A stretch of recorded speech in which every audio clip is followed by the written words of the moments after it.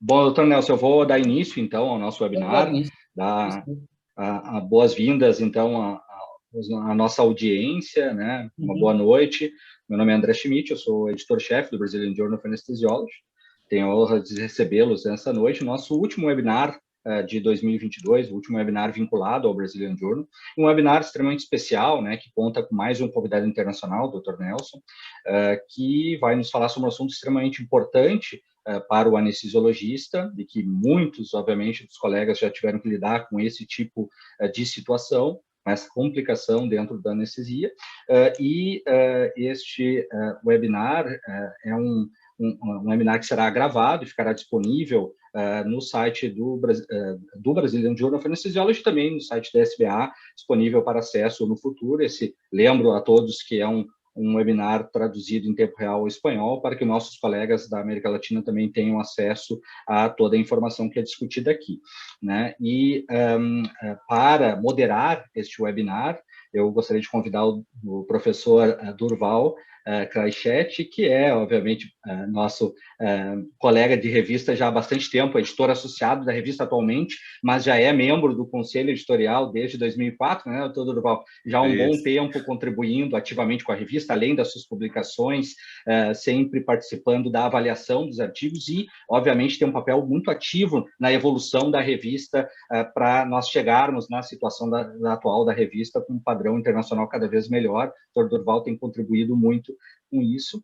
Ele é professor associado da Universidade Federal da Bahia e, sem mais delongas, gostaria de passar a palavra, então, ao doutor Durval para moderar o nosso webinar. Por favor, doutor Durval. Opa, boa noite a todos. Obrigado, André, pelas palavras sempre. Você é um amigo querido.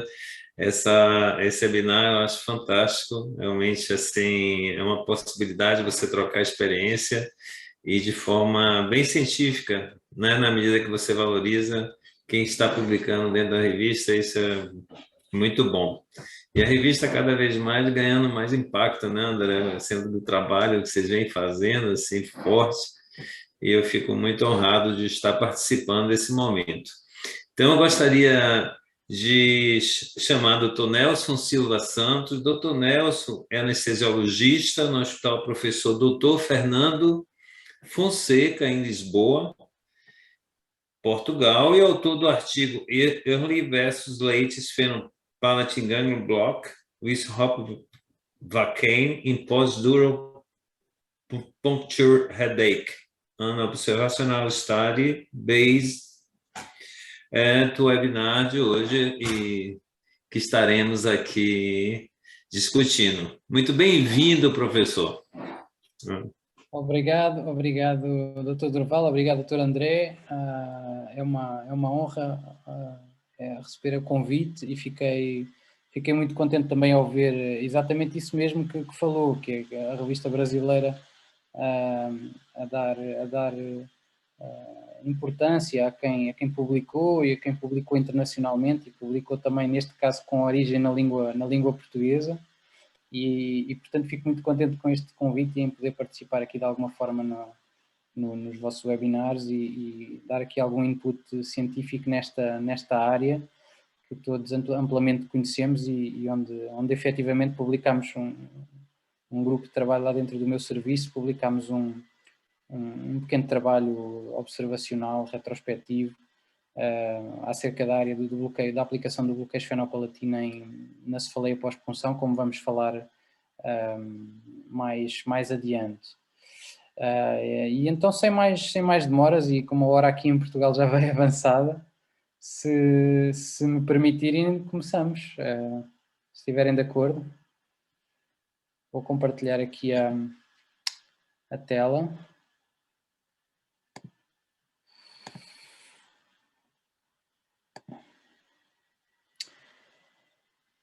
Bom, 27 de outubro no Brasil, aqui em Portugal já estamos a 28. E vamos então hoje falar da prevenção e tratamento da cefaleia pós-punção da dura mater. Eu vou começar esta apresentação por falar um pouquinho do sítio onde me encontro e onde trabalho. Esta é uma imagem do Google interessante, porque não só mostra a distância física a que nos encontramos, como até mostra o preço da viagem, mas na prática talvez este tenha sido um bom benefício que a Covid nos deixou e o teletrabalho nos deixou, foi a possibilidade de internacionalmente conseguirmos através de 2 ou 3 cliques estar muito próximos uns dos outros e providenciar o conhecimento científico de uma forma mais aberta e chegar mais facilmente a outros países e inclusivamente a outras línguas, como vai acontecer hoje através da tradução. E portanto a minha cidade é Lisboa, o meu hospital fica na periferia de Lisboa e é uma cidade que eu convido todos a conhecer, uma das cidades a meu ver mais bonitas da Europa e do mundo, com umas ruas muito pitorescas, uns elétricos super conhecidos das fotografias, com muitos séculos de história, uma cidade linda e que estão todos convidados a vir conhecer. Este é o meu hospital, é um hospital assim bem horizontal, que se localiza na periferia de Lisboa. É o Hospital Amadora Sintra, porque ele serve as regiões da Amadora e a região de Sintra, que ficam na periferia. Serve cerca de 600 mil habitantes e tem mais de 800 camas, 800 leitos. Tem este pormenor, já que vamos falar também na área das cefaleias pós-punção da dura, falamos sempre da obstetrícia e das grávidas, como é óbvio, e portanto tem esta particularidade de ser um hospital que recebe uma população muito multicultural, que envolve muitos bairros sociais à volta do hospital, os retornados na altura das colónias portuguesas e portanto tem uma multiculturalidade muito grande. O ano passado foram 126 as nacionalidades de grávidas que recorreram ao nosso hospital e portanto recebemos um bocadinho de cada canto do mundo quando trabalhamos neste hospital. Este é o aspecto dos nossos blocos operatórios, que estão bastante bem apetrechados com boa tecnologia para trabalharmos à vontade e com segurança e com qualidade. Trabalhamos também com uma base de humanização muito grande e temos um grande grupo dedicado à cirurgia pediátrica e à anestesia pediátrica. E este é mais um prémio deixado pela Covid, feliz ou infelizmente. Ficámos apetrechados com unidades de cuidados intensivos praticamente novas, renovadas, com aparelhos bem diferenciados e com a capacidade de oferecermos aos nossos doentes cuidados de elevada qualidade. E esta é uma fotografia da nossa mais recente unidade de cuidados intensivos, criada nessa época. Nesta apresentação eu não tenho qualquer tipo de conflitos de interesse e nós vamos sistematizar a apresentação numa fase, em várias fases em que vamos talvez passar por elas um pouco mais rapidamente, porque nos queremos focar na parte da prevenção e na parte do tratamento, tal como o nome da apresentação assim indica. Vamos falar um bocadinho da história das cefaleias pós-punção da dura mater e como é que tudo isto surgiu e se desenvolveu no último século. Falar de definições, que são sempre muito importantes, um bocadinho da fisiopatologia, os fatores de risco que vão ser fundamentais depois quando falarmos da prevenção e tentar evitá-los, como é que é a apresentação clínica desta síndrome e depois então focar mais a nossa atenção nas armas que temos para prevenir a ocorrência e aquelas que temos para efetivamente tratar ou minimizar os sintomas. Um ou dois slides finais para falar um bocadinho do diagnóstico diferencial, porque nem todas as cefaleias pós-parto são cefaleias da dura, de pós-punção da dura mater e, portanto, é importante conhecer aqui outros diagnósticos e não nos podemos esquecer deles quando o caso começa a ficar um bocadinho fora das características da cefaleia pós-punção da dura mater. Por fim, vamos finalizar com algumas mensagens rápidas para reter depois da apresentação. A cefaleia pós-punção foi reconhecida pela primeira vez no final do século XIX. Incrivelmente temos que dar a mão à palmatória e foi efetivamente um cirurgião, neste caso o Dr. August Beer, que é a mesma pessoa que esteve implicado na descrição do Beer Block, do bloqueio de Beer, que efetivamente esteve implicado no primeiro bloqueio subaracnoideu. E o que ele reparou foi que 2 horas depois desse primeiro bloqueio subaracnoideu, na altura realizado com cocaína, o doente apresentou sintomas de dor lombar, cefaleia muito intensa, vômitos, mas que era uma cefaleia muito característica que melhorava assim que o doente se deitava em repouso.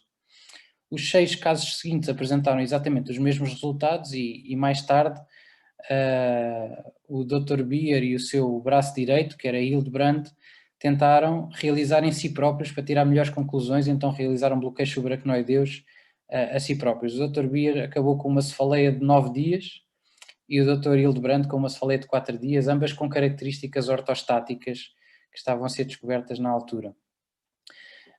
Efetivamente, a sombra da cefaleia pós-punção da dura associada aos bloqueios subaracnoideus foi bastante intensa nos primeiros 50 anos do século XX, e isso fez com que a disseminação da técnica do bloqueio subaracnoideu não tenha sido tão ampla, porque era praticamente certa a cefaleia depois da aplicação desta técnica. Eram utilizadas agulhas de maior calibre, as pontas eram bastante traumáticas, cortantes, e portanto só nos anos 50, com Whittaker, com o surgimento das agulhas ponta de lápis ou as agulhas não traumáticas, é que a incidência de cefaleias pós-punção da dura mater começou a descer dos 50% a 60% para os 10%. Efetivamente, na área da terapêutica, a terapêutica, para além das medidas conservadoras e do repouso, e na verdade aguardar que o tempo passasse até que a doença se curasse por si própria, até à década de 1960 não houve grandes avanços. E é então que mais um cirurgião, neste caso o Dr. James Gormley, que acaba por ser o primeiro a descrever a técnica do blood patch epidural, numa descoberta um bocadinho simultânea com alguns estudos feitos em animais por um anestesiologista, que é o Turan Ozdil, acabam por descrever o blood patch como um tampão sobre o orifício criado naquela punção.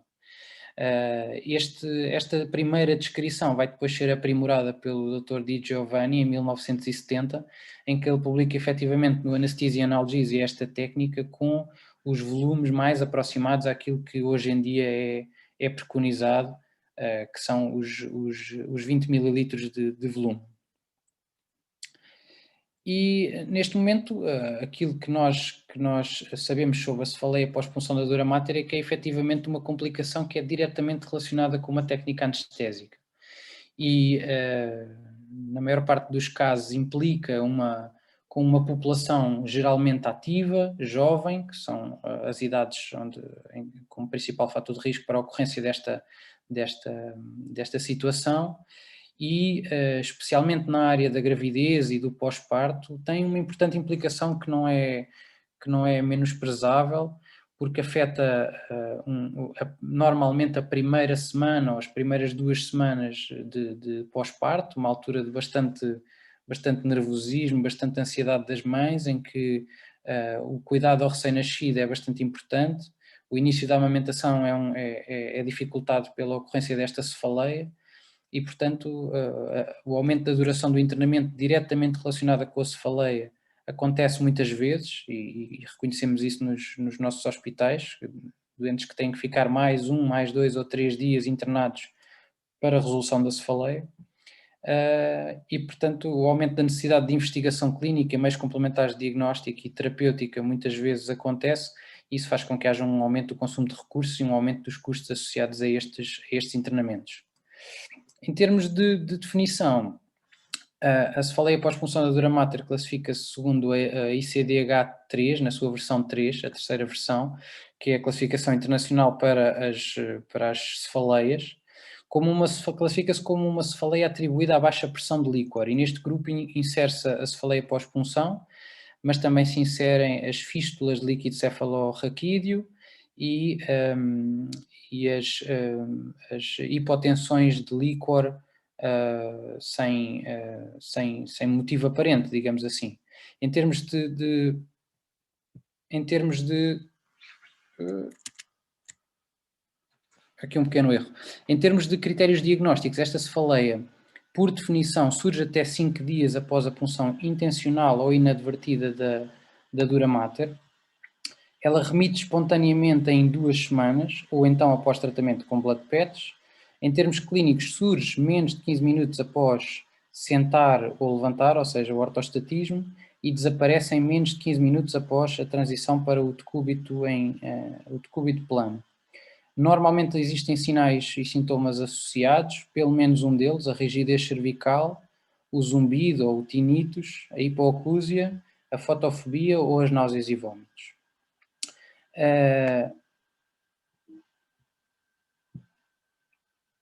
A incidência desta patologia é bastante variável nas séries e tem muito a ver com a experiência do profissional que está a praticar a técnica e com o material utilizado, como já vamos ver adiante, e também com características do próprio paciente. Mas na generalidade o bloqueio subaracnoideo, as cefaleias têm uma incidência que vai em algumas séries entre 1 a 2%, chegando até 9% para algum tipo de agulhas de maior calibre.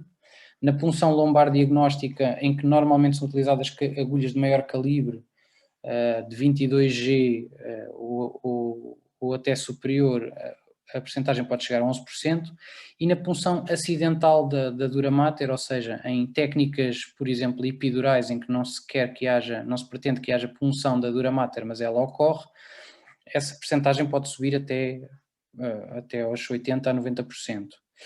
Muito interessante que em 30% dos casos em que há punção acidental com agulha de TUI, isso não é perceptível até surgir efetivamente a cefaleia. E esta punção inadvertida ocorre em 1 a 5 ou 1 a 6% das técnicas epidurais.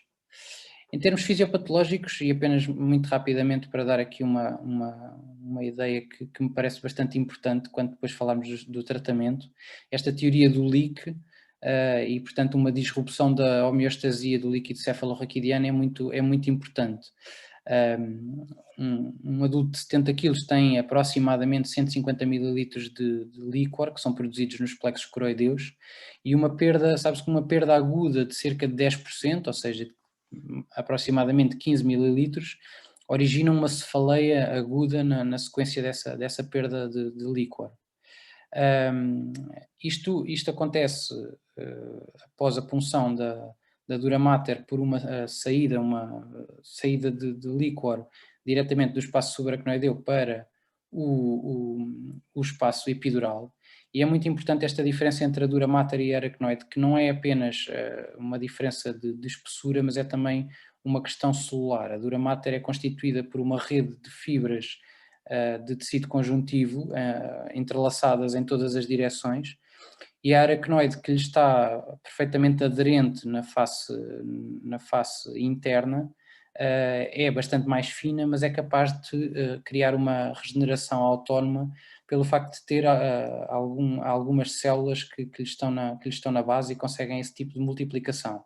Portanto, a regeneração da aracnoide é bastante mais simples do que o encerramento do orifício na dura mater. Esta teoria de Monro-Kelly é bastante relevante neste síndrome clínico, porque o que ela nos diz é que o conteúdo intracraniano é mantido no seu volume, apesar de oscilações nos seus 3 grandes componentes, que é o tecido cerebral, o líquido cefalorraquidiano e o sangue. Neste caso, com uma redução do volume de líquido cefalorraquidiano, vai dar origem a uma vasodilatação reativa com aumento do componente sanguíneo, e isso está implicado na origem da cefaleia. Aqui são algumas imagens que a meu ver são incríveis, são imagens de microscopia eletrónica de orifícios criados pelas agulhas Quink, as agulhas biseladas, tanto na dura mater como na aracnoide, isto criado por agulhas 22G. E, portanto, o aspecto dos orifícios é mais ou menos este, em microscopia de alta resolução.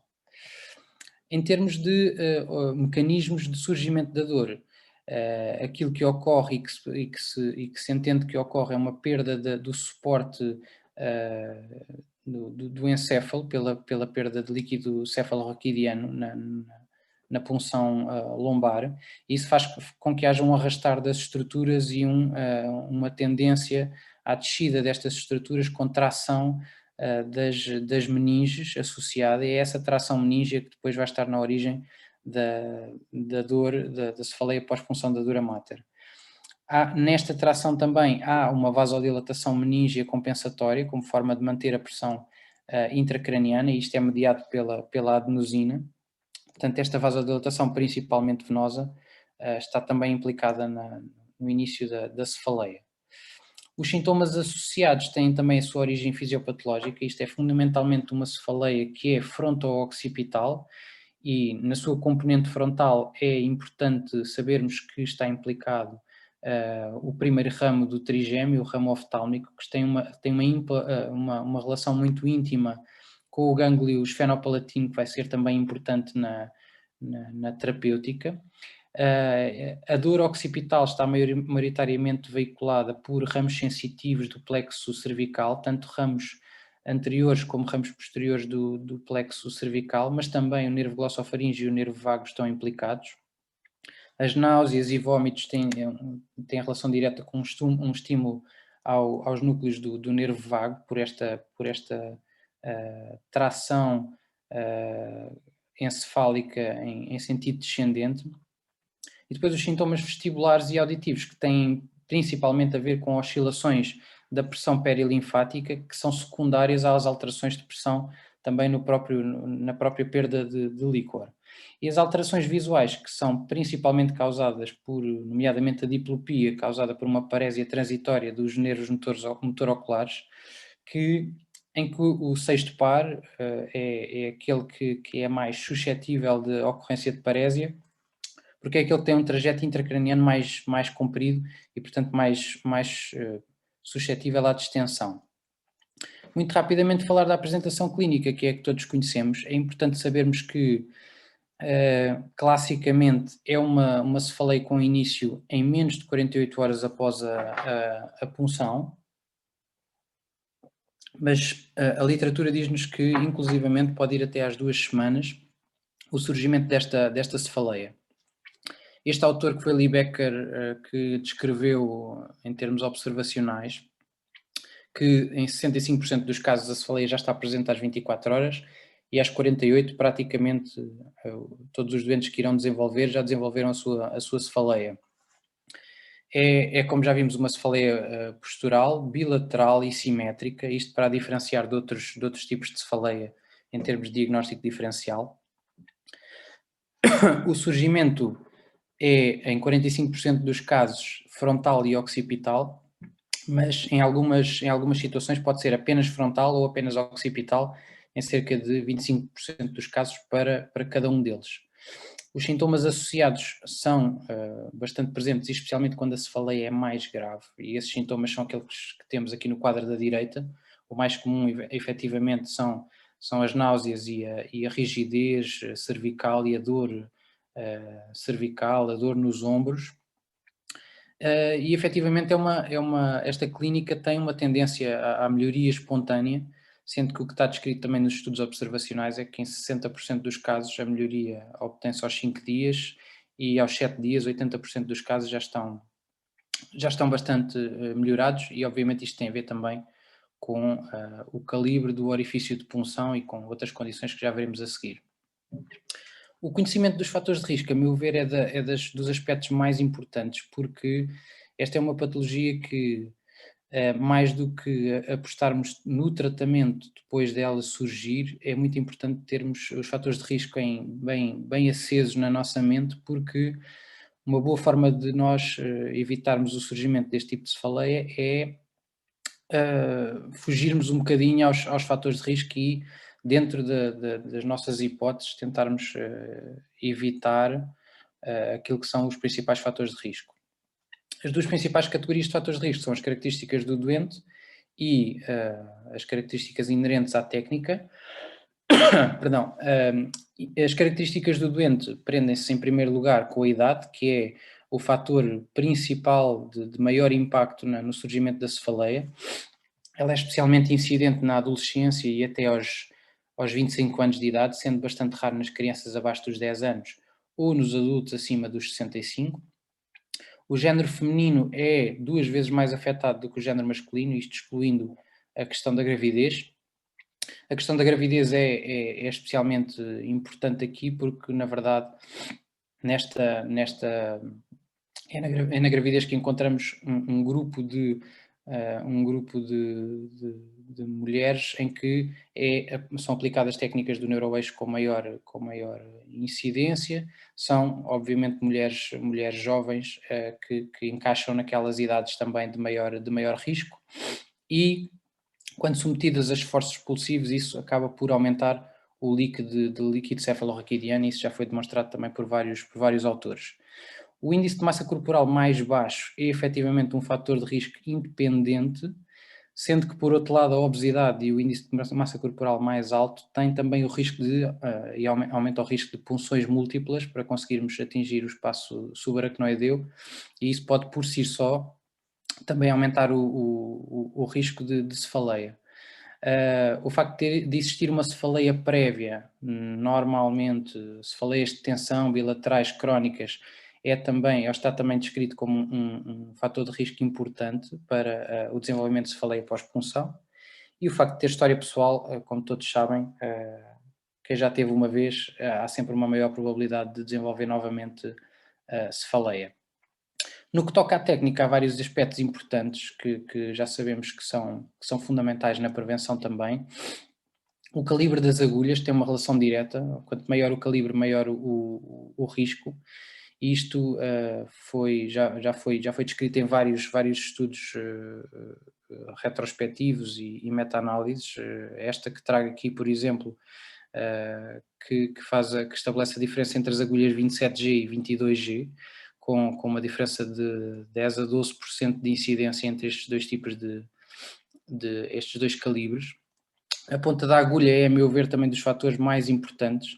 As pontas biseladas traumáticas, como são as pontas Quink ou Spinocan, são aquelas que estão especialmente implicadas no surgimento da cefaleia.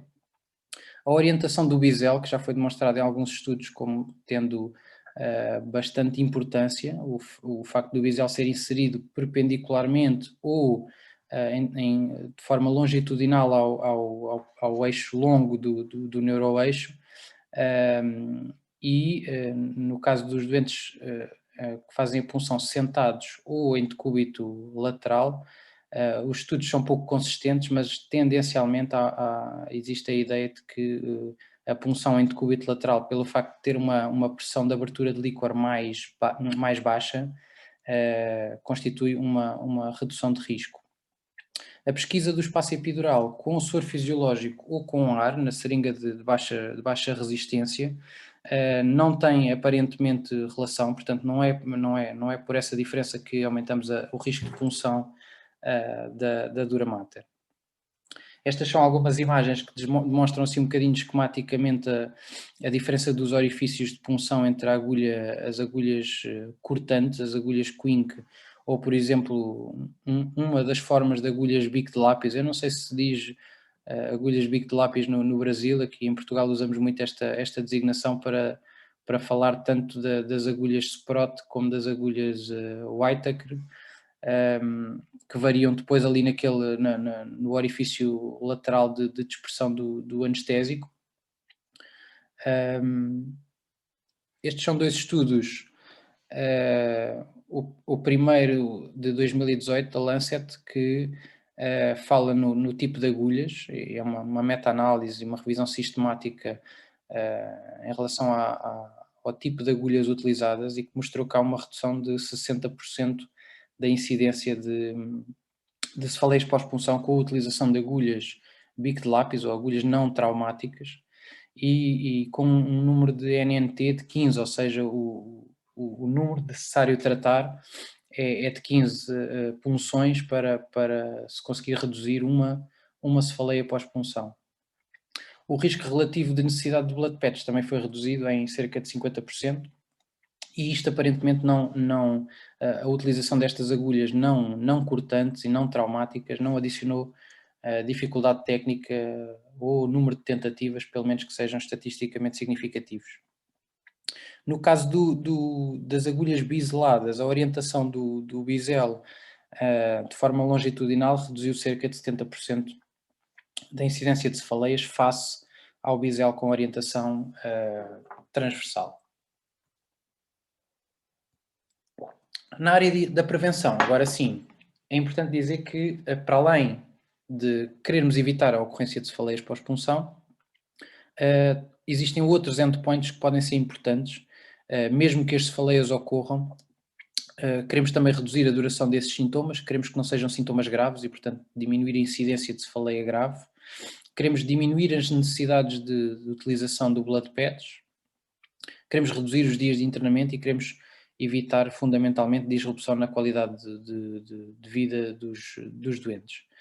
E, portanto, existem, assim, podemos dividir os capítulos da prevenção em dois grandes capítulos. Por um lado, a prevenção da punção acidental com agulha de TUI e a consequente cefaleia que lhe está, na maior parte dos casos, associada.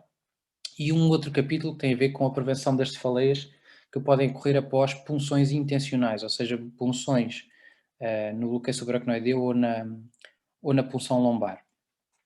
Há aqui uma frase muito, muito interessante que vem deste capítulo de cefaleia pós-punção do Naizora, e que diz que nem todas as punções acidentais, agora vamos falar um bocadinho da punção acidental com agulha de TUI, nem todas as punções acidentais vão ter cefaleia, mas apesar de tudo 65% a quase 90% vão, mas dessas nem todas vão ser cefaleias graves, e daquelas que serão graves nem todas vão precisar de blood patch.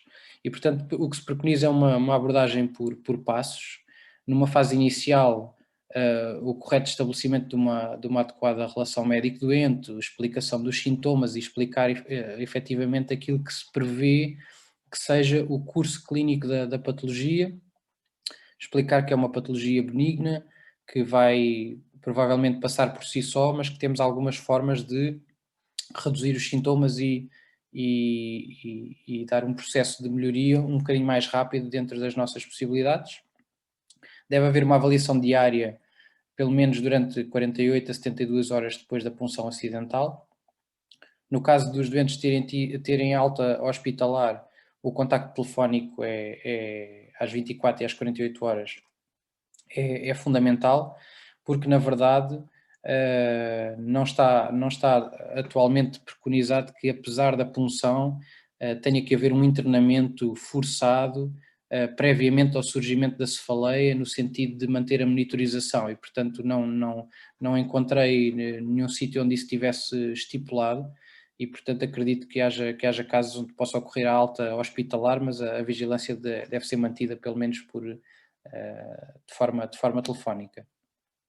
Não adiar o blood patch no contexto das cefaleias graves, especialmente com muitos sintomas associados, é bastante importante.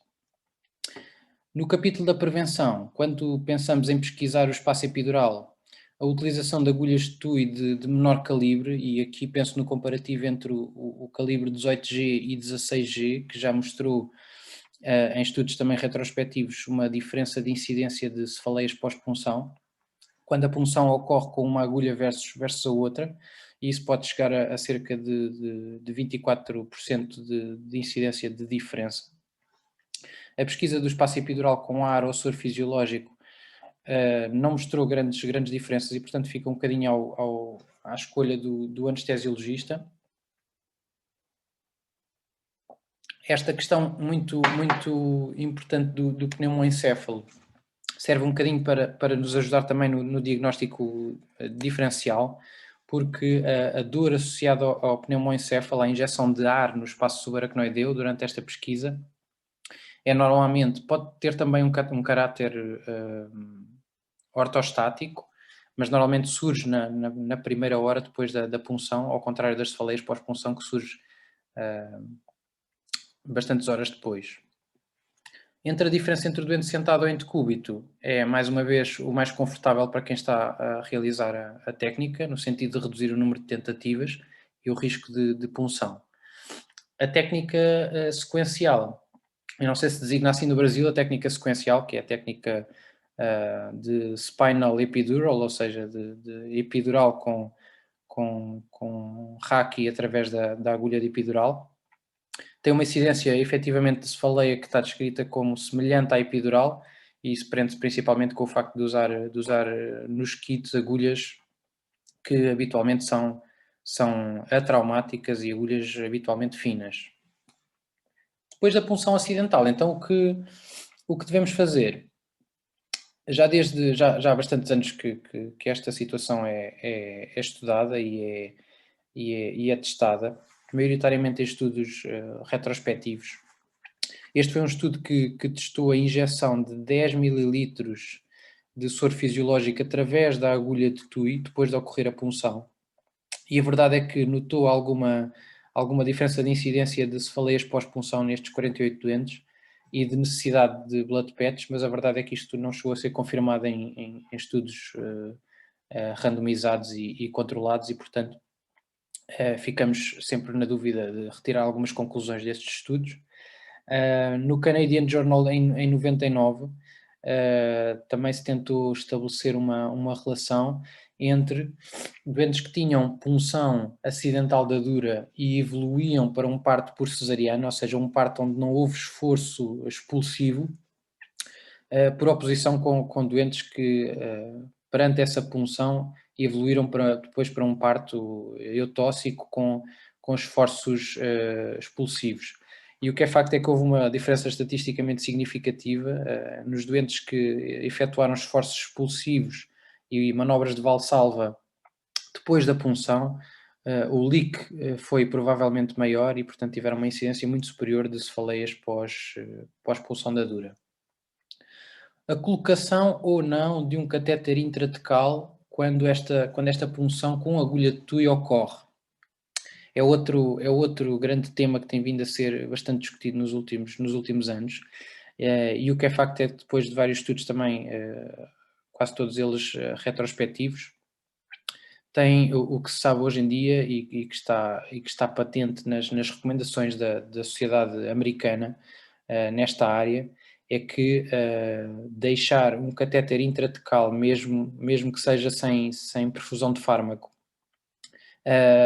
in situ, ou seja, a atravessar a dura mater durante pelo menos 24 horas, demonstrou reduzir significativamente não só a incidência de cefaleia, de 60% para 40%, mas também a necessidade de utilização do blood patch em cerca de 25%. Em todo o caso, a colocação deste catéter deve ser sempre ponderada, porque não só há um risco aumentado de infecção e de translocação de agentes infecciosos para o espaço subaracnoideu, como o problema dos riscos de administração. Portanto, tem que haver um sistema de segurança criado à volta deste tipo de catéteres colocados no espaço subaracnoideu, de forma a que não haja erros de administração de volumes como se fossem epidurais, normalmente de grandes volumes, pelo risco de bloqueios espinhais totais e pelo risco associado a esses bloqueios que efetivamente é risco de vida em alguns casos. O blood patch profilático, a ciência é bastante mais direta na não recomendação, porque efetivamente até agora não se demonstrou qualquer tipo de benefício em realizar um blood patch profilático logo depois da punção, ainda antes de surgir a cefaleia. Este é um estudo português que fez uma revisão de 8 anos de cefaleias associadas à punção acidental da dura, em cerca de 18.500 bloqueios neste intervalo de 8 anos. Houve 0,3% de punções acidentais, dos quais quase 80% desenvolveram efetivamente cefaleia. Mas em todo o caso essa incidência foi semelhante naqueles em que foi colocado o catéter intratecal, ao contrário dos estudos que vimos há pouco. E isto também revela o quão variáveis podem ser os resultados destes estudos, na sua grande maioria retrospectivos.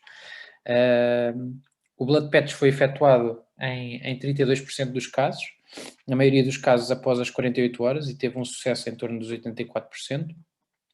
Mas a verdade é que a incidência de cefaleias não teve relação estatística nem com o tipo de parto, como vimos há pouco, entre vaginal ou cesariana, nem com a colocação de catéter intratecal versus a recolocação de outro catéter epidural num espaço diferente.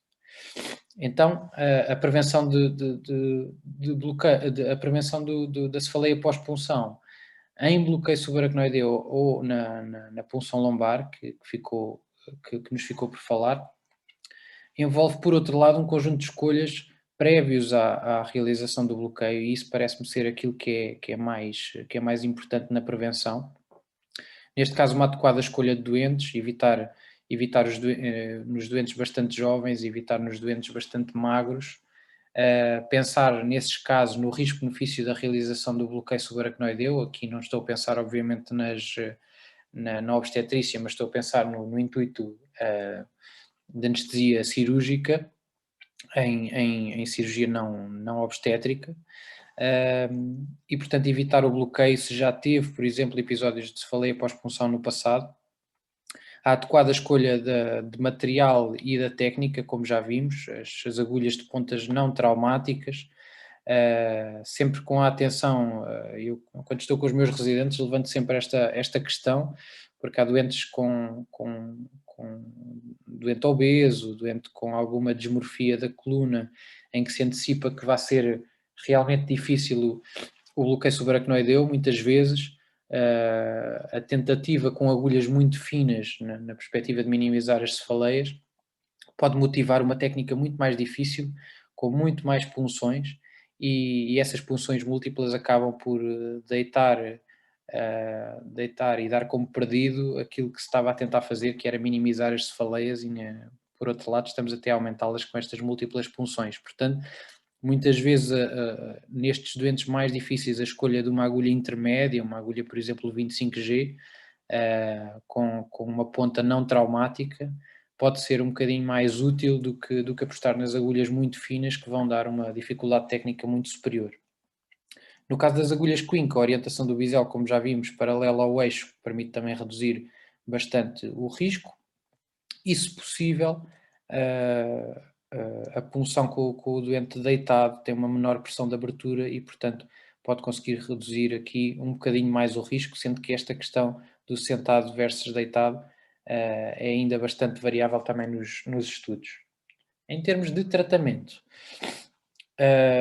as medidas gerais, o tratamento de suporte e, por fim, o tratamento definitivo com blood patch são efetivamente aquilo que está, na generalidade, preconizado. Como já vimos, a comunicação e uma adequada relação médico-doente, a explicação dos sintomas e daquilo que nós esperamos deles e quais são as nossas opções terapêuticas, e discutir as opções terapêuticas com o doente é de fundamental importância também para criar esta relação. Falar também na importância do fator tempo, porque felizmente é uma patologia com uma elevada percentagem de cura de forma espontânea, apenas com a passagem do tempo, e portanto o que nós estamos a tentar ganhar é alguns dias de melhoria mais rápidas, que é especialmente importante na área da obstetrícia e nos cuidados ao recém-nascido. O tratamento de suporte e sintomática é efetivamente a base e é aquilo que é começado inicialmente, e depois, nos casos necessários, partimos então para os tratamentos específicos, neste caso os tratamentos definitivos com o blood patch. Como já vimos há pouco, há mais endpoints importantes para além de evitar a ocorrência de cefaleia. Queremos ganhar em vários outros endpoints, e para isso vamos utilizar então aquilo que temos do lado direito: as medidas conservadoras, as medidas farmacológicas mais específicas, claro, os bloqueios locorregionais e por fim, o blood patch epidural. Na área das medidas conservadoras, a verdade é que são medidas que não alteram a história natural da doença, mas efetivamente permitem que os doentes passem uns dias um bocadinho mais confortáveis, ou seja, minimizam os sintomas. Isso é especialmente fácil de entender pelo repouso no leito, que efetivamente minimiza os sintomas enquanto o doente está deitado, mas o repouso estrito no leito não tem evidência demonstrada, isto já demonstrado em várias em várias revisões sistemáticas e, portanto, questiona-se até o facto de, eventualmente, o repouso no leito excessivo e de forma muito rígida poder, especialmente no pós-parto, aumentar o risco de tromboembolia pulmonar ou de trombose venosa profunda neste período do puerpério. E, portanto, aquilo que está preconizado nesta área do repouso é manter algum nível de atividade, utilizar o repouso e utilizar esse posicionamento corporal no sentido de minimizar períodos mais intensos de cefaleia ao longo do dia, ou janelas analgésicas que estejam a existir, mas não deve ser uma prescrição estrita. Por outro lado, a hidratação forçada, tanto de forma oral como de forma endovenosa, também não manifestou evidência científica, e isso já tem vindo a ser demonstrado nos últimos 20 anos, porque não é pelo aporte extraordinário de fluidos que vamos conseguir aumentar a produção de líquido cefalorraquidiano. Isso já foi demonstrado tanto em modelos animais como nos humanos, e, portanto, não é com este aporte excessivo que vamos conseguir este aumento e que vamos conseguir esta melhoria mais rápida da patologia. A utilização de cintas abdominais num contexto de aumento da pressão intraabdominal, que depois se traduziria num pequeno engurgitamento de plexos venosos epidurais e, com isso, aumentar a pressão do líquor e reduzir os sintomas, apesar de tudo, não tem qualquer tipo de evidência neste momento e não está recomendada. E, por outro lado, a analgesia com o paracetamol, com os anti-inflamatórios não esteroides, que está na base analgésica de muitas cefaleias. O benefício é trazido exatamente das cefaleias primárias e, portanto, é daí que fazemos a sua utilização. Os antieméticos e os laxantes são também fármacos bastante utilizados. Os laxantes com o objetivo de diminuir a intensidade das manobras de Valsalva nas movimentações intestinais e, com isso, reduzir o potencial de aumentar o leak de líquido cefalorraquidiano e aumentar a cefaleia. Não esquecer que um dos principais efeitos do ondansetron, especialmente em doentes suscetíveis, é induzir crise de enxaqueca e, portanto, é um dos fármacos que mais utilizamos em anestesia para tratamento de náuseas e vômitos, e neste contexto pode ser até um bocadinho deletério. Não devemos esquecer-nos deste efeito do ondansetron quando o utilizamos. No caso das medidas farmacológicas mais específicas, elas têm efetivamente fraca validade científica, já vamos ver, efetivamente porque é uma doença autolimitada, ou seja, ela cura-se espontaneamente em 4 a 10 dias, não dando grande tempo para nós percebermos o que é uma cura, o que é cura espontânea e o que é que realmente foi motivado pelo fármaco instituído. Os estudos que existem são pequenos, são retrospectivos e têm poucos doentes, com metodologias normalmente não randomizadas, e, portanto, não conseguimos tirar as melhores conclusões destes fármacos. E no caso da cefaleia grave, a verdade é que existe uma baixa expectativa da eficácia destes medicamentos, porque a cefaleia normalmente é tão grave que não é com estas medicações que nós vamos conseguir uma melhoria significativa. Entre eles está a cafeína, que é provavelmente um dos fármacos mais amplamente utilizados nesta patologia e noutro tipo de cefaleias. A cafeína é uma metilxantina. Ela provoca vasoconstrição cerebral através do bloqueio de receptores de adenosina, e já desde 1990 que Kaman demonstrou o benefício da cafeína nesta patologia, comparando a utilização em via oral de 300 mg por dia versus placebo. E mostrou exatamente aquilo que se sabe hoje, é que há um benefício nas primeiras horas ou até nas primeiras 24 horas, mas não há qualquer evidência depois que haja uma diferença significativa no componente analgésico a partir das 24 horas. E, portanto, uma revisão sistemática já de 2007 por Alker, que está aqui neste artigo à direita, mostrou que realmente não há uma evidência significativa para a utilização de cafeína neste intuito, especialmente depois das 24 horas. A verdade é que nas recomendações da Sociedade Americana de Anestesiologia de outubro de 2021, a cafeína surge mais como um fator no sentido de evitar a cefaleia por abstinência de cafeína, uma vez que muitos doentes estão habituados a uma dose diária habitual entre os 100 a 200 miligramas de cafeína, e portanto a cafeína aqui surge também como um evitar de uma segunda cefaleia, mais do que propriamente no tratamento da cefaleia pós-punção, ou com benefício na cefaleia pós-punção. Mas a dose que está preconizada a ser utilizada é entre os 300 e os 500 miligramas por dia, dar preferência à via oral. No caso das mães que estiverem a amamentar, o teto fica pelos 200 miligramas dia, porque há sempre algum receio de passagem do fármaco pelo leite materno, e portanto esses estudos não foram ainda realizados. Tentar não exceder as 24 horas de tratamento, uma vez que na verdade não há benefício demonstrado, e contabilizar, não esquecer de contabilizar todas as fontes de cafeína. Eu esta semana, por acaso, até um doente da enfermaria que tinha a sua mesa de cabeceira cheia de latas de Coca-Cola, e portanto é importante saber o que os doentes estão a beber sem ninguém dar por isso, a contabilizar o café, a Coca-Cola, o Red Bull, e lembrar-nos de tudo isso quando contabilizamos o número de miligramas por dia de cafeína que estão a ser ingeridas. Outras medidas farmacológicas específicas também, e cujos estudos não mostraram uma forte evidência, normalmente são evidências que vêm de estudos muito, muito pequenos, retrospectivos. No caso dos agonistas serotoninérgicos, os triptanos, que são fármacos utilizados na enxaqueca, o sumatriptano e o naratriptano, até mostraram algum benefício neste estudo de 2019, que foi um estudo randomizado, e que mostrou benefício tanto às 12 como às 72 horas. A verdade é que este tipo de terapêuticas não está incluída como terapêuticas a instituir à cabeça pelas grandes sociedades hoje em dia, mas os estudos já vão mostrando alguns resultados.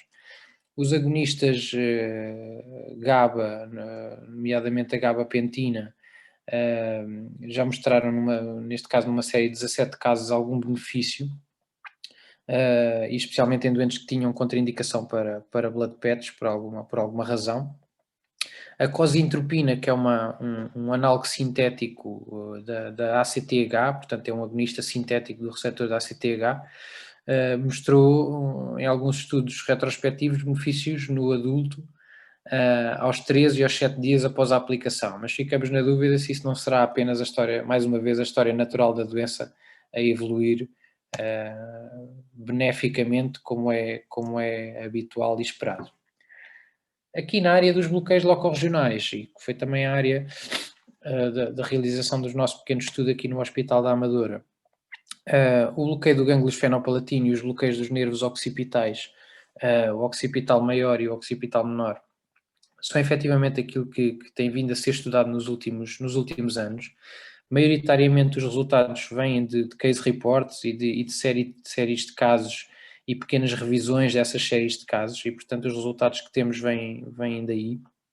São nervos acessíveis com bloqueios que são pouco invasivos e que têm efeitos adversos que são mínimos, e portanto pensarmos nestas terapêuticas locorregionais que são inócuas e podem ser aplicadas precocemente, é um conceito bastante interessante. Tentarmos tornar um bocadinho a terapêutica das cefaleias pós-punção uma terapêutica o mais multimodal possível, numa perspectiva de minimizar as necessidades de blood patch, ou como ponte para uma terapêutica com blood patch, caso não haja benefício nos primeiros dias com a terapêutica conservadora e com estes bloqueios locorregionais.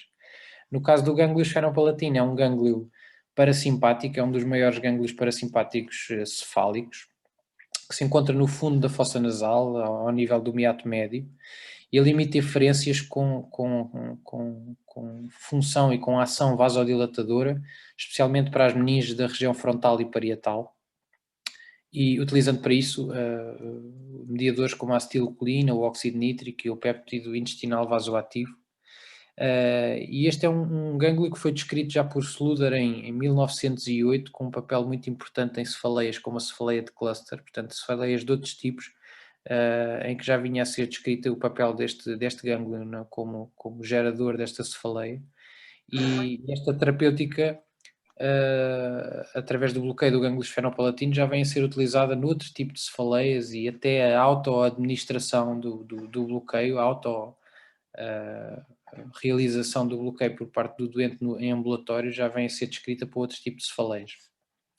Este bloqueio pode ser feito na forma habitualmente mais fácil, através de zaragatua e anestésico local, com uma entrada na fossa nasal um bocadinho semelhante aos testes Covid. Agora, hoje em dia, é muito mais fácil a realização deste bloqueio, porque quando explicamos aos doentes o que vamos fazer, usamos a analogia com o teste Covid, e a verdade é que os doentes toleram bastante melhor e entendem muito melhor o que vai acontecer do que antigamente, em que eram bastante mais resistentes à realização deste bloqueio, porque achavam bastante mais estranho o que íamos fazer.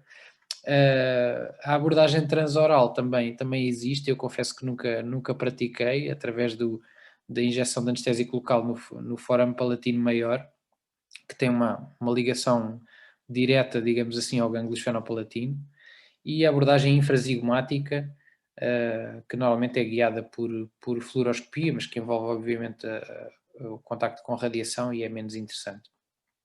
Os efeitos adversos são muito poucos e envolvem basicamente a anestesia orofaríngea por algum componente residual de anestésico que deixa pela orofaringe e contacto com a faringe e com a laringe. A epistaxis, que é especialmente incidente em doentes que têm alguma dismorfia da fossa nasal, desvio do septo, em que a entrada da zaragatua possa ser um bocadinho mais traumática. E ele está contraindicado, claro, na recusa por parte do paciente, com fraturas de base do crânio ou com desvios do septo graves que impeçam a normal progressão da zaragatua.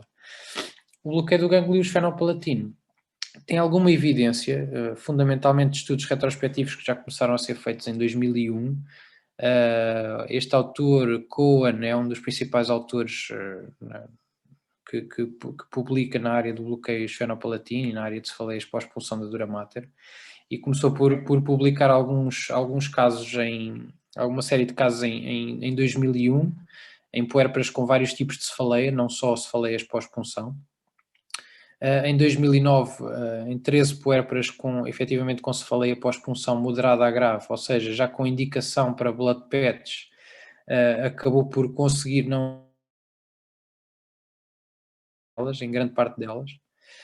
Outro autor também com bastantes publicações nesta área é Patel, que realizou um estudo retrospectivo, comparativo, entre a aplicação do bloqueio do gânglio esfenopalatino versus blood patch, sendo que são efetivamente terapêuticas diferentes. Uma delas é uma terapêutica sintomática, de tentar eliminar a sensibilidade através do bloqueio do gânglio, e outra delas é uma terapêutica efetivamente definitiva e dirigida ao encerramento do orifício, e portanto são situações completamente diferentes. Mas a verdade é que aqueles que realizaram o bloqueio esfenopalatino mostraram uma maior eficácia analgésica aos 30 minutos e ao fim de 1 hora do bloqueio, comparada com o blood patch, sendo que esta eficácia analgésica depois se equilibrou ao fim de 24 horas, 72 e ao fim de 7 dias.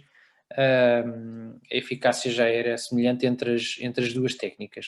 Portanto, na globalidade, o que os estudos sugerem é que, através do bloqueio do gânglio, consegue-se uma eficácia analgésica bastante rápida. Pode não ser duradoura, porque muitas vezes, e isso também tem a ver com o tipo de anestésico local utilizado, a duração dessa analgesia pode não ser muito longa, e pode ser inclusivamente preciso realizar um segundo ou um terceiro bloqueio esfenopalatino. Mas a verdade é que em muitos casos consegue-se não só evitar a necessidade de blood patch, como também muitas vezes consegue-se uma redução bastante interessante nos scores de dor, e consegue-se que, por exemplo, as puérperas consigam mobilizar-se um bocadinho melhor, tratar um bocadinho melhor do recém-nascido, sendo uma técnica tão fácil de realizar e tão inócua. Aquilo que nós também demonstramos no nosso estudo da Amadora é que ali através de um pequeno grupo de 40 doentes, com um resultado estatisticamente significativo, demonstramos que a aplicação nas primeiras 24 horas de cefaleia pode ter algum benefício em conseguir-se reduzir o número de dias total de cefaleia e efetivamente conseguir que o conforto da terapêutica seja melhor. Não conseguimos demonstrar uma diferença entre a aplicação de blood patches ou não, isso poderá ficar depois para um estudo randomizado com outro tipo de construção, porque efetivamente foi um estudo retrospectivo. Mas em todo o caso, em 2020 foi então lançado no British Journal o primeiro estudo prospectivo randomizado relacionado com o gânglio esfenopalatino, e um bocadinho para desilusão de todos, a verdade é que foi comparado um grupo de cerca de 20 doentes com a aplicação de lidocaína a 4%, com ropivacaína a 0,5%, contra um grupo placebo, e a verdade é que ambos os grupos diminuíram de forma praticamente semelhante a intensidade da dor, o que ficou a sugerir que provavelmente existiria um mecanismo, para além da aplicação do próprio anestésico local, que esteja aqui a provocar esta redução da dor também. O grupo placebo necessitou de um blood patch também em menor percentagem, mas a diferença foi muito pouca, ou seja, os resultados foram praticamente iguais entre a aplicação de anestésico ou a aplicação de soro fisiológico, o que deitou aqui um bocadinho por terra a ideia que tínhamos em relação ao bloqueio do gânglio esfenopalatino. No caso dos nervos occipitais, nervo occipital maior e menor, eles são nervos com origem nas raízes cervicais. No caso do occipital maior, tem origem no ramo dorsal de C2, com algumas contribuições de C3, e no caso do nervo occipital menor é um nervo lateral, portanto inerva a região um bocadinho mais lateral da pele, do couro cabeludo occipital, e tem desta feita a origem nos ramos ventrais, e portanto já é ramo do plexo cervical. Eles estão mais, obviamente, relacionados com o componente cérvico-occipital da dor, e muitas vezes nós realizamos o bloqueio do gânglio esfenopalatino e o que os doentes revelam é que a componente frontal melhorou bastante, mas continuam com uma componente occipital bastante intensa e que continua a precisar de mais analgesia. A verdade é que a aplicação de 1 a 2 ml de anestésico local por nervo é também relativamente fácil, porque são nervos muito superficiais, que têm ali uma íntima relação com a artéria occipital maior, que é de muito fácil palpação, e portanto, seja por referências anatómicas, seja com a utilização da ecografia para identificar esta artéria, são nervos bastante acessíveis para conseguir bloquear com anestésicos locais. Nesta área também os resultados vêm também maioritariamente de case reports e de séries de casos, mas com resultados bastante interessantes, com melhoria entre os 2 e os 10 minutos, e no caso deste artigo de 2016, publicado inclusivamente na revista brasileira, com 16 doentes, em que houve uma redução do score visual analógico em 50 milímetros, aos 10 minutos, com a utilização de bupivacaína a 0,25%. Este autor, Nair, escreveu uma revisão narrativa em 2018, que foi publicada no Korean Journal of Pain, que efetivamente nos diz que o bloqueio bilateral do nervo occipital maior é uma técnica pouco invasiva, com a utilização de pouco volume de anestésico, que é segura, e que pode ser oferecida aos doentes com cefaleia pós-punção quando as técnicas conservadoras não estão a ser efetivamente efetivas. Se o doente continuar efetivamente com sintomas, depois do bloqueio, a evolução para blood patch deve ser considerada. O que é facto é que neste statement de outubro do ano passado, a ASA nem sequer faz referência aos bloqueios de nervos periféricos, nem o gânglio esfenopalatino, nem os bloqueios occipitais na sua abordagem das cefaleias pós-punção. Por fim, o o blood patch é efetivamente o tratamento definitivo que já vem a ser aplicado desde 1960 e tem vindo a ser aprimorado com as várias publicações que têm vindo a surgir em relação com ele. É aquilo que já conhecemos. Tem 2 mecanismos de ação principais, é o efeito de tamponamento imediato, ou seja, por aumento de pressão com a injeção do sangue em torno do saco tecal, isso acaba por aumentar a pressão no espaço subaracnoideu e a pressão do líquor, com o retorno das estruturas à sua posição habitual e redução da tração meníngia, e com isso a dor tem uma melhoria que ocorre nas primeiras horas. E depois a presença do sangue e o coágulo que se forma em torno do orifício de punção leva então ao tratamento definitivo. A aplicação no primeiro blood patch está descrita como bastante eficaz, acima dos 90% de alívio de sintomas, mas ainda assim alguns doentes têm efetivamente pouco alívio. E esses doentes normalmente são doentes com punções acidentais, ou seja, relacionados com agulha de tui. São doentes que em 34% dos casos têm alívio completo, mas o alívio parcial existem em 54% e 7% deles nem sequer têm alívio. Entre 15% a 20% dos doentes vão precisar de um segundo blood patch, e se o diagnóstico continuar a ser considerado pelas suas características, o segundo blood patch é aquilo que está preconizado e tem percentagens ligeiramente maiores de tradução em alívio completo face ao primeiro. Está especialmente indicado em cefaleias pós-punção em que tenham ocorrido com punção acidental, ou seja, com agulhas de grande calibre. Cefaleias graves com score visual analógico acima dos 60 mm e dores, cefaleias moderadas, mas que não estão a ceder a medidas conservadoras ou as medidas analgésicas locorregionais.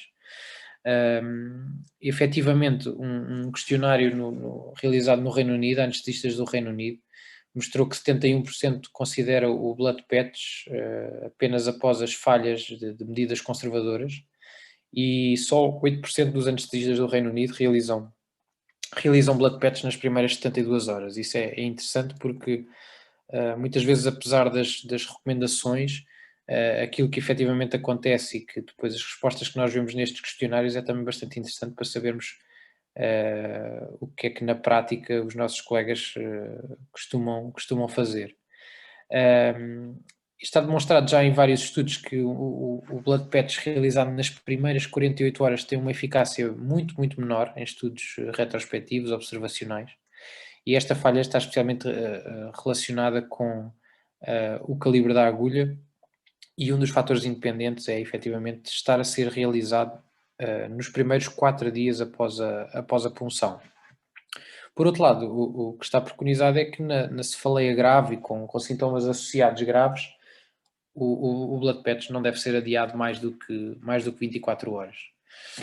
As contraindicações são aquelas que conhecemos já para a abordagem do neuroeixo, as contraindicações clássicas da abordagem do neuroeixo, e os efeitos adversos que são previsíveis têm maioritariamente a ver com a incidência de dor lombar, que ocorre em 80% dos casos às 24 horas.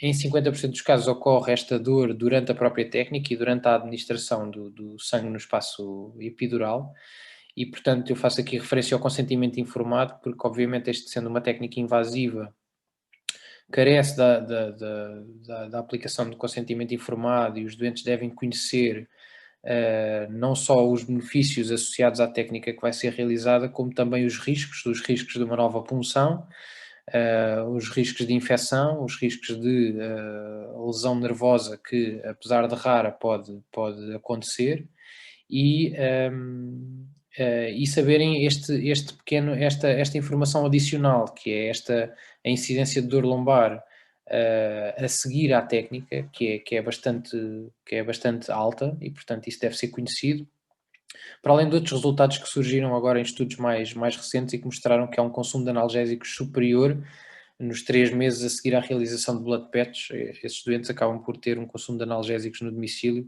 por dor lombar ou por dor nas coxas, que se acredita estar relacionada com a realização do blood patch. Efetivamente, as parestesias, disestesias, os fenómenos nervosos são raros depois de realizada a técnica. Como já vimos, sendo uma técnica invasiva, o consentimento informado é fundamental. Falar dos riscos com o doente é fundamental e estabelecer-se um adequado plano terapêutico. Sabemos que de estudos também imagiológicos, a dispersão do sangue nestes volumes de 15 a 20 mililitros ocorre maioritariamente no sentido ascendente, 5 dermátonos, mais ou menos 1, especialmente no sentido ascendente, e portanto aquilo que se preconiza é puncionar o mesmo nível, o mesmo espaço interespinhoso ou um espaço abaixo daquele que foi utilizado na punção da dura mater. A administração do sangue deve ser feita pela agulha de TUI e não através do catéter, portanto não está preconizado colocar o catéter epidural e administrar o sangue através do catéter. Deve ser feito diretamente na agulha de TUI, e o alvo são então os 20 ml que devem ser administrados de forma gradual, questionando sempre o doente se está a sentir algum tipo de sintoma, de dor lombar, que deve depois a dor lombar limitar a administração e ficarmos por aí. O repouso é preconizado de 1 a 2 horas em decúbito plano, e o objetivo deste repouso é criar um coágulo mais eficaz naquela zona e que não haja um deslocamento deste coágulo com as mobilizações demasiado precoces do doente. E para além disso também se preconiza o evitar levantar pesos e as manobras de valsalva durante pelo menos 24 a 48 horas. Pode ser interessante, como já vimos há pouco, a prescrição de laxantes para reduzir estas manobras de valsalva. E como já vimos também, a utilização de um segundo blood patch pode ser necessário em 15 a 20% dos casos, especialmente quando são punções com agulhas de maior calibre. A Sociedade Americana, neste statement também do ano passado, reviu também esta situação da maior eficácia do bloqueio do blood patch epidural depois das 48 horas, e os doentes os pacientes devem estar informados disso quando é discutida a terapêutica e as opções terapêuticas. Eles devem estar também informados disso, que após as 48 horas a eficácia é muito superior e a probabilidade de não precisarmos de um segundo epidural, de um segundo blood patch, é bastante superior. A gravidade dos sintomas efetivamente deve ditar o timing e, portanto, sintomas mais graves pedem um tratamento com blood patch mais precoce. A monitorização deverá ser a monitorização standard ASA durante a realização da técnica. E na perspectiva de os sintomas se manterem depois de um primeiro blood patch, o segundo blood patch deve ser considerado, mas tendo sempre em mente que existem outras causas de cefaleia pós-parto, mesmo cefaleia ortostática, e portanto isso deve ser sempre considerado antes de se partir para um segundo e até eventualmente um terceiro blood patch. Normalmente o que está preconizado é que antes do terceiro blood patch seja bastante questionado o diagnóstico e, portanto, envolver os colegas da neurologia e da neuroradiologia pode ser bastante relevante antes de um terceiro blood patch. Aqui apenas dois slides rápidos para falar um bocadinho de diagnóstico diferencial, porque não sendo o foco especial desta sessão, eu acho bastante importante lembrar que as cefaleias pós-punção são efetivamente um diagnóstico de exclusão. As cefaleias pós-parto são cefaleias que ocorrem até às 6 semanas, e na primeira semana 40% das parturientes têm efetivamente algum tipo de cefaleia. E 12% das grávidas que nem sequer tiveram abordagem do neuroeixo acabam por também desenvolver cefaleia.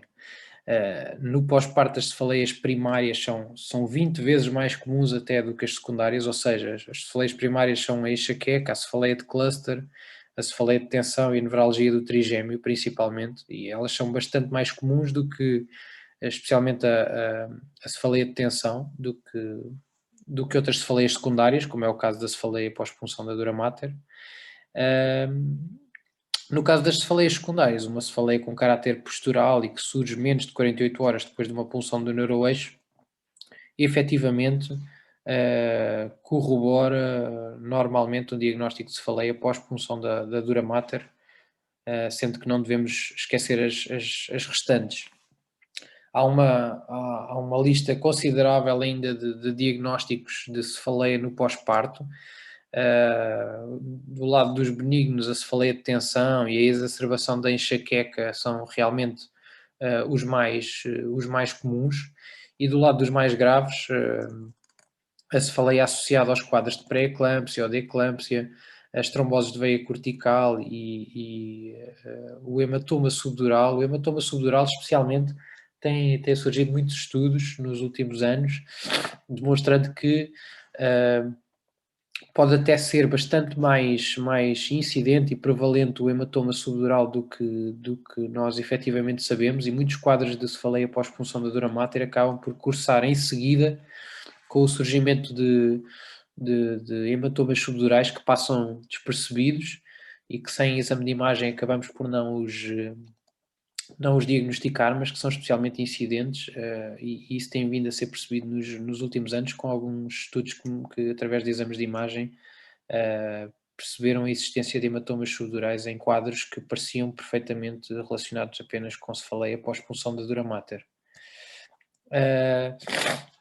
Na investigação etiológica da cefaleia, efetivamente não há necessidade de exames complementares de diagnóstico, mas a tomografia computadorizada mostra normalmente um reforço de captação sobre a dura mater, e há uma expansão e reforço do seio longitudinal superior. Quando é que devemos solicitar estes exames ou o apoio do colega da neurologia? Normalmente quando os sintomas são graves e não têm características de cefaleia pós-punção, quando são sintomas que pioram gradualmente e não têm um componente posicional que nós associamos à cefaleia pós-punção da dura mater, quando são sintomas que não resolvem depois de um segundo blood patch, e quando são sintomas posicionais, mas que após 7 a 10 dias continuam sem resolução espontânea.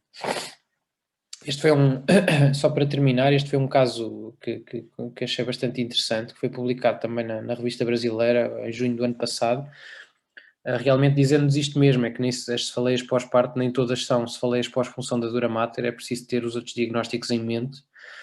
Neste caso, tratava-se de uma cefaleia com caráter posicional grave, que efetivamente foram feitos três blood patches antes da consulta com o colega da neurologia, e depois da avaliação por neurologia e pedido de angiografia, dado o caráter desta cefaleia e a gravidade da cefaleia, foi diagnosticado um aneurisma de supraclinoideu sacular, que foi feito o diagnóstico ali no pós-parto, na primeira semana pós-parto, e portanto a doente acabou por ser submetida a uma embolização endovascular com sucesso, mas isto para demonstrar que os diagnósticos raros também ocorrem, e devemos lembrar-nos deles sempre que as terapêuticas não estão a funcionar ou não estão a ser eficazes como esperaríamos. Para reter do final desta sessão, que já vai bastante longa, a prevenção eu penso que é efetivamente a chave, e nós conhecermos os fatores de risco e tentarmos um bocadinho fugir aos fatores de risco e tentar fazer escolhas mais ponderadas quando pensamos em abordar o neuroeixo. Eu acho que é a chave aqui. Avaliar precocemente qualquer tipo de cefaleia, tanto pós-parto como pós-cirúrgica, é muito importante. Prestar informação aos doentes e discutir a situação clínica com os doentes, esclarecer as dúvidas, acompanhar diariamente é fundamental, até porque essa discussão otimiza as expectativas e os doentes entendem um pouco melhor aquilo que se está a passar, e isso tranquiliza-os e acaba por ser também um fator de amenização dos sintomas. No caso dos sintomas leves, o que está preconizado, então, pelo menos durante os 2 primeiros dias, é o uso de medidas conservadoras e de analgesia conservadora. O uso de técnicas locorregionais, o bloqueio de gânglios esfenopalatíneos, bloqueios de nervos occipitais, apesar da literatura ainda ser bastante variável nos resultados, e se quisermos, tendo em conta os resultados dos estudos retrospectivos, pode ser utilizado precocemente, e sendo bloqueios tão fáceis de realizar e tão inócuos, eu penso que pode ser um adicional interessante de analgesia multimodal. No caso das cefaleias com sintomas graves, não adiar o blood patch mais do que 24 horas. Esses quadros bastante graves efetivamente precisam de um tratamento definitivo, e o tratamento conservador não vai trazer grandes benefícios. A repetição do blood patch é de ser ponderada, efetivamente, e especialmente nestes casos em que o primeiro blood patch é feito muito precocemente, há uma elevada probabilidade de ser necessário um segundo. E saber sempre que esta cefaleia pós-punção do dura mater é um diagnóstico de exclusão, não esquecer os restantes diagnósticos e, portanto, ter em mente que os outros diagnósticos também podem surgir quando menos esperamos. Muito obrigado. É o fim da minha apresentação. Eu pergunto se existem dúvidas, algumas questões. Dou a palavra também ao Dr. Durval. Se tiver algum comentário, eu agradeço muito novamente o convite para aqui estar, e espero que tenha sido do vosso agrado e que tenham aprendido um pouco. O Nelson, foi maravilhosa a apresentação, extremamente completa. Eu fiquei muito satisfeito com a abordagem que você fez, e de forma muito progressiva, né? E todos podem fazer um percurso, né, ao longo desde o diagnóstico até o tratamento da cefaleia, e você realmente colocou tudo que possível de ser feito baseado em evidência, que é o nosso objetivo, né? E, por exemplo, afastou as coisas que a gente não deve fazer, que isso é importante, e enfatizou as medidas preventivas que muitas vezes não damos conta, né, o quão é importante na redução de risco. E com isso, eu acho que você fez um apanhado bacana, e tem a questão também do diagnóstico diferencial, que eu acho importantíssimo, e isso é para que a gente assim entenda que, se fugir das características clínicas, é necessário que possamos pensar em outras possibilidades, mesmo que difícil, e o auxílio, muitas vezes, do neurologista é importante. Então, assim, muito bom.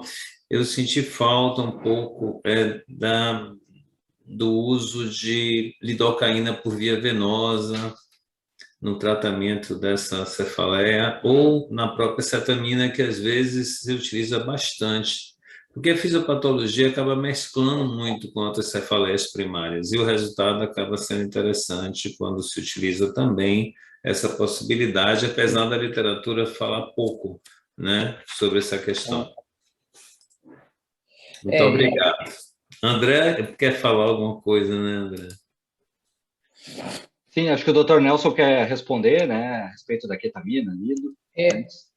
Efetivamente, a área da farmacologia e da aplicação de fármacos é uma área difícil. Bom, esta é uma patologia que só por si já tem uma incidência que é relativamente baixa, tendo em conta os materiais que utilizamos hoje em dia e as técnicas que utilizamos hoje em dia. E, portanto, conseguir grupos terapêuticos para iniciar estudos com a aplicação de alguns medicamentos, eu penso que é cada vez mais difícil, porque os casos são cada vez mais reduzidos, ou seja, temos que esperar uma série de anos até ter ali um grupo considerável para conseguir retirar resultados científicos com valor. Efetivamente têm existido alguns estudos, até para além da ketamina, também com a aplicação de opioides intratecais e com opioides epidurais. Exatamente. Mas a verdade é que especialmente na área dos opioides, os resultados têm sido muito, muito pouco interessantes e têm demonstrado, eu penso que há 1 ou 2 estudos de 2021 que têm demonstrado que não há assim grande evidência para a aplicação de opioides nesse formato. No caso da ketamina, confesso que há um tempo li um pequeno artigo, mas quer dizer, não consigo pronunciar-me com grande profundidade. Penso que não existiria assim uma grande intensidade na aplicação e nessa indicação, digamos assim. Mas quando a gente pensa, por exemplo, que esses bloqueios que tratam cefaleia primária, né? Tipo bloqueio de nervo occipital, o próprio bloqueio do gânglio esplenopalatino dando resultado, porque a fisiopatologia é extremamente complexa, né, do crânio, é uma coisa meio complicada, sofre inúmeras influências de várias, né, nervos, tanto cranianos como cervicais. Então, é um pouquinho complicado, né, entender e como, inclusive, um bloqueio de nervo occipital pode se comportar de forma muito parecida com o bloqueio do gânglio esfenopalatino em termos de resultados. Então, eu acho que tudo que pode tratar uma cefaleia primária acaba também podendo tratar uma cefaleia tipo pós-punção. Então, é uma dica e funciona. A lidocaína venosa funciona bastante com doses. Eu não sei como é que vocês fazem aí em Portugal, mas aqui existe uma variação muito grande de técnica. E pode ser bem efetiva, evitando, inclusive, um blood patch, né, a posteriori. Aqui, confesso que, pelo menos nos hospitais em que passei recentemente e também na residência, não era uma técnica utilizada neste sentido. Era utilizada na transição bloco-operatório para pós-operatório, mas com o objetivo de tratamento de cefaleia pós-punção nunca vi utilizada. Mas efetivamente existem muitos protocolos, as doses maioritariamente vão ali até aos 2 miligramas quilo-hora, mas no sentido de tratamento da cefaleia, por acaso nunca vi utilizado. Mas é uma sugestão, de repente você está estudando, né, essas coisas, eu acho que é uma sugestão, de repente, para futuro, pesquisa futura, talvez seja interessante. É uma dica, né? Não, a lidocaína tem crescido, as suas aplicações têm crescido muito nos últimos 10 anos, não é? Tem surgido bastante no tratamento de dor aguda pós-operatória e temos visto resultados bastante interessantes numa perspectiva multimodal de fugir um bocadinho aos opioides e de reduzir o consumo de opioides, não é? No perioperatório. E a verdade é que tem surgido tantas indicações que não me admiro que sejam cada vez mais extensíveis a esta área também. Dr. Nelson, né, só fazendo um pequeno comentário, desculpa interromper, Dr. Durval, a aula espetacular, realmente foi uma grande revisão, talvez das melhores que eu já tenha visto a respeito de manejo de cefaleia pós-punção dural, extremamente completa e didática, agradeço profundamente em nome da revista. A respeito das evidências, realmente, a gente observa na sua revisão que ao longo dos últimos 20 anos, fora os bloqueios regionais e as próprias evidências que surgiram acrescentando mais informações a respeito do blood patch, a gente avançou muito pouco com outras técnicas, né? Acho que o grande motivo disso é a dificuldade de estudar o assunto através de ensaios clínicos. É uma incidência rara, né? A gente observa na nossa prática, mas ainda a incidência de cefaleia, principalmente a cefaleia mais grave, por punção acidental, não é frequente, acaba sendo difícil planejar um estudo que dura muito tempo, e a abordagem talvez seja ideal, que nós pensamos aqui no Brasil, através de uma rede de colaboração, é realizar estudos multicêntricos, né? E talvez através disso a gente conseguir determinar uma ou outra terapêutica. Acho que aquele trabalho que o senhor citou a respeito da gabapentina é um exemplo, né? Pouca informação, 17 casos apenas, né? Então isso gera muito pouca evidência e a gente fica na dúvida realmente se a terapêutica é eficaz. Acho que esse é um ponto e que a gente, infelizmente, com essas alternativas, avançou pouco. Até numa das drogas que a gente utiliza muito, que é a cafeína, a gente tem muito pouca evidência realmente de que ela funcione, acaba utilizando por relatos anedóticos e, infelizmente, avança pouco. Uma pergunta que eu tenho para lhe fazer, não querendo prolongar demais, eu sei que são praticamente são 2 horas da manhã aí em Portugal, mas a respeito dos pacientes que estão em uso de anticoagulante, né? A gente observa alguns pacientes no período periparto, que eventualmente têm uma pulsão acidental e que estão em uso de heparina profilática, né? No perioperatório, no periparto. Existe alguma, a gente sabe das evidências a respeito dos bloqueios regionais, mas existe alguma recomendação específica para o tampão sanguíneo, especificamente para o blood patch, em termos de contraindicação, de postergar doses ou algo a respeito?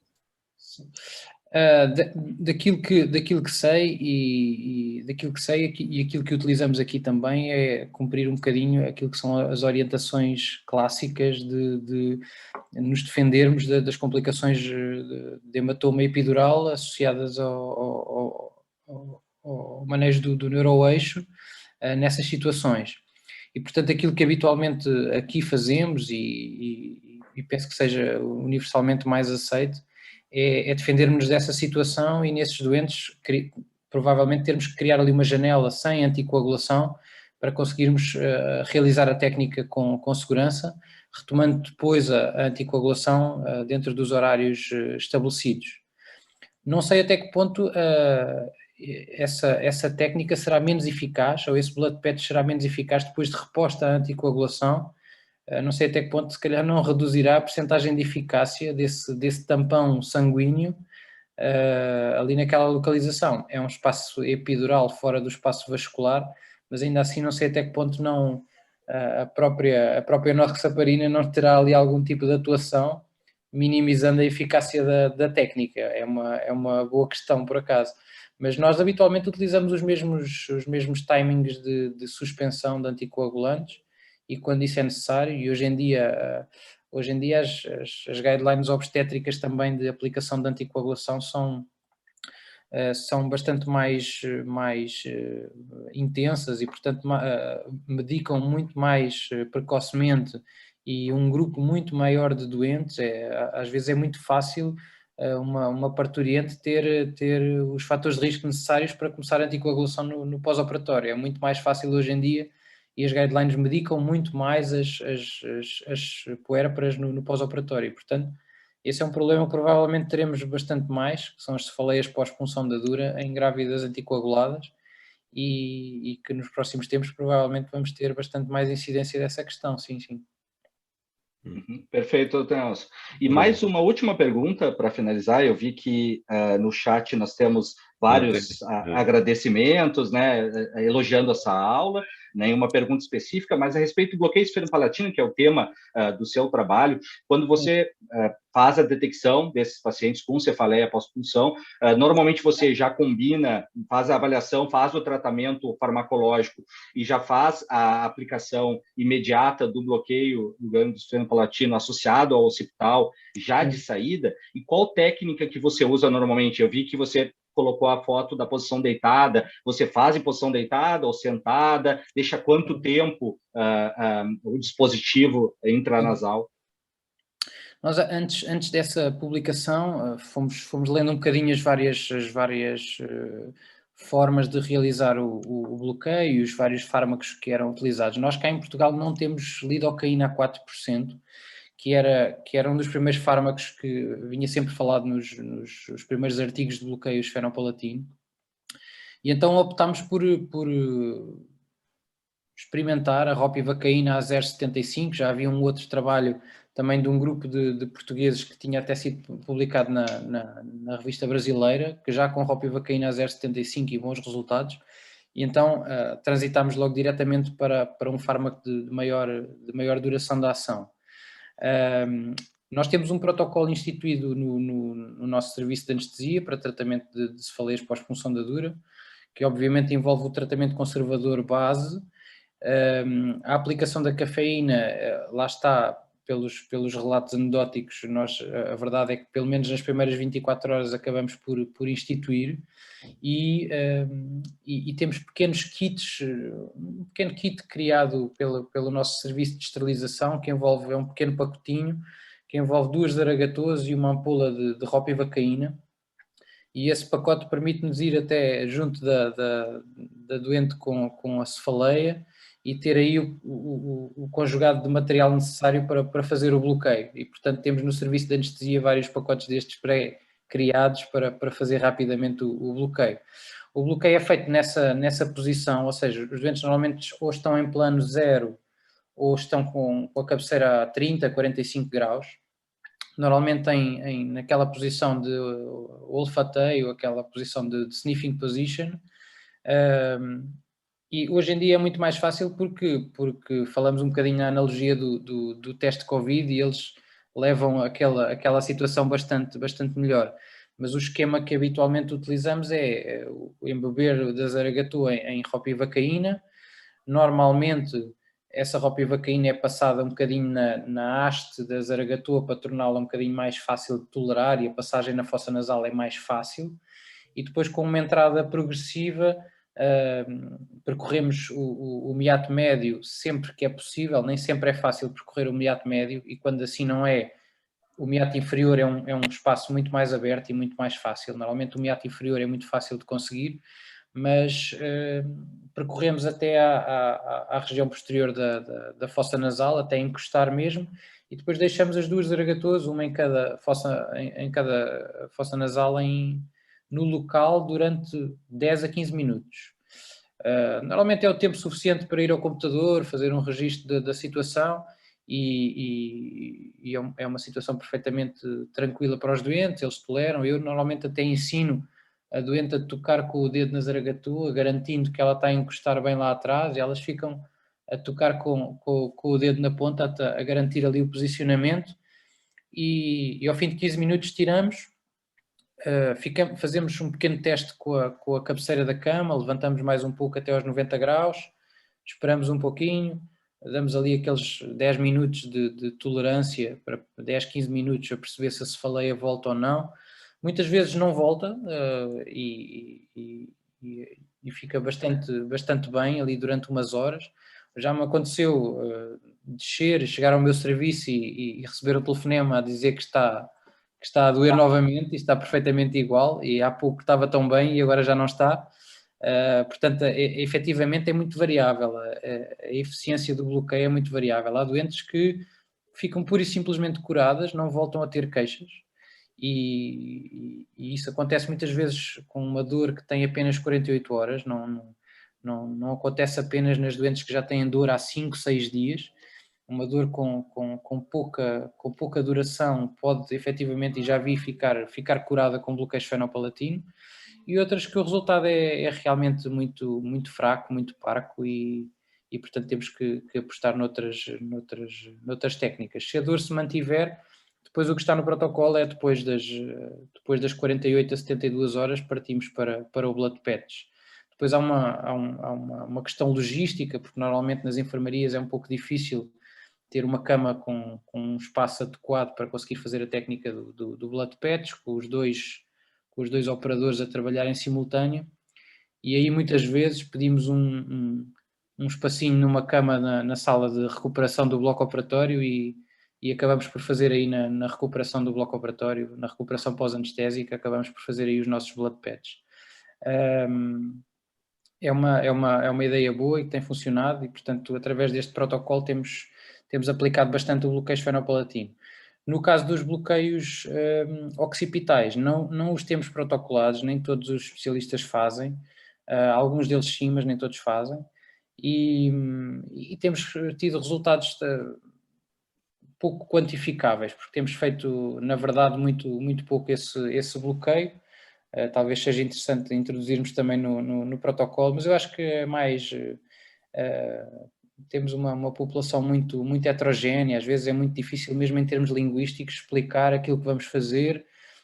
As pessoas não entendem bem de que forma é que 2 picadas na região occipital podem melhorar o que elas estão a sentir, porque é uma cefaleia tão intensa que que pode ser difícil de explicar e então deixamos um bocadinho de lado os bloqueios, está um bocadinho fora do nosso protocolo, mas que tem mostrado alguns benefícios, a verdade é que tem. Perfeito, doutor Nelson. Não sei se o doutor Durval gostaria de... Não, tá ótimo. Agora, não, ótimo, excelente. Tem um artigo novo mostrando que a eficácia dos bloqueios do gânglio esfenopalatino é bem semelhante à eficácia dos bloqueios occipitais no tratamento da cefaleia. Eu também vi esse artigo, um comparativo direto entre as duas coisas. Isso, exatamente. Saiu recente, eu dei uma lida. E realmente os dois bloqueios são muito simples, né? Tanto um quanto o outro. Não tem nenhuma dificuldade técnica. Para quem faz muito, André, assim, é bem tranquilo. Sim. Então, eu acho que está super bem indicado um e outro. E, assim, eu acho que é isso que você falou também, a questão da número de casos, né? Para se fazer um ensaio clínico. E com isso, nós acabamos ficando com esses estudos retrospectivos que sempre tem um viés, né? Sempre tem algum viés. É um pouquinho complicado. Tá? Mas é isso. Muito bom, muito obrigado. Obrigado, André, pelo convite. Achei ótimo, aprendi muito hoje. E espero que tenhamos próximos falando de um tema tão interessante. Muito obrigado a todos. Tivemos um quórum muito bom, né, André? Excelente quórum, né? E o pessoal, boa parte permaneceu até o fim, nos acompanhando. Até o final. Valentes, né? Principalmente um agradecimento especial ao Dr. Nelson, que depois das 2 da manhã está conosco aqui, firme e forte. Né? Agradeço mais uma vez, acho que foi brilhante a apresentação, brilhante a discussão do assunto, eu acho que foi um tema super relevante. Agradeço, então, a presença de toda a audiência, aproveito para convidá-los a participar do Congresso Brasileiro de Anestesia no próximo mês e teremos um stand específico do Brazilian Journal of Anesthesiology lá para receber todos vocês, discutir assuntos da revista e sempre, né, convidando potenciais colaboradores da revista, principalmente novos revisores, para realmente participar do processo de avaliação científica, algo que é extremamente relevante e que a revista precisa muito. Muito obrigado novamente a todos e, então, dou uma boa noite e declaro encerrada o nosso webinar de hoje. Boa noite. Boa noite. Muito obrigado. Tchau, gente. Tchau. Obrigado.